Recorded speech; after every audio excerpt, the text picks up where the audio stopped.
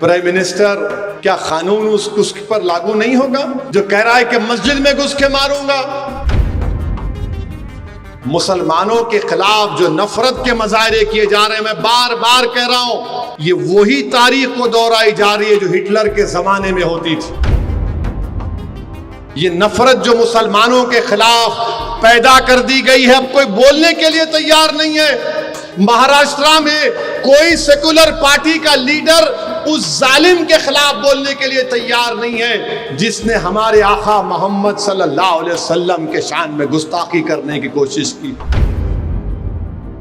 और फिर कोई एक महाराष्ट्र में बोल रहा है कि मस्जिद में घुस के मारूंगा। सुनिए सुनिए, मस्जिद में घुस के मारूंगा।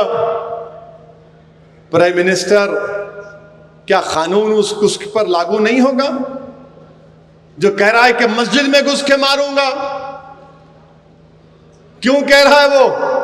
क्योंकि जानता है कि मोदी इख्तिदार पर है, इसीलिए मस्जिद में घुस के मारूंगा। मेरे भाई, इस मुल्क में मुसलमानों के खिलाफ जो नफरत के मजाहरे किए जा रहे हैं, मैं बार बार कह रहा हूं, ये वही तारीख को दोहराई जा रही है जो हिटलर के जमाने में होती थी। हिटलर के जमाने में हिटलर यहूदियों पर ऐसा ही जुल्म करता था। इनके घर को तोड़ दो, इनके कारोबार को तोड़ दो, इनको मुल्क का दुश्मन करार दो, इनके खिलाफ पिक्चरें बनाओ। अब तो जजेस भी बोलना शुरू कर दिए, लॉर्डशिप भी बोलना शुरू कर दिए। मेरे भाई, जागो, मुत्तहिद हो जाओ। ये नफरत जो मुसलमानों के खिलाफ पैदा कर दी गई है, अब कोई बोलने के लिए तैयार नहीं है।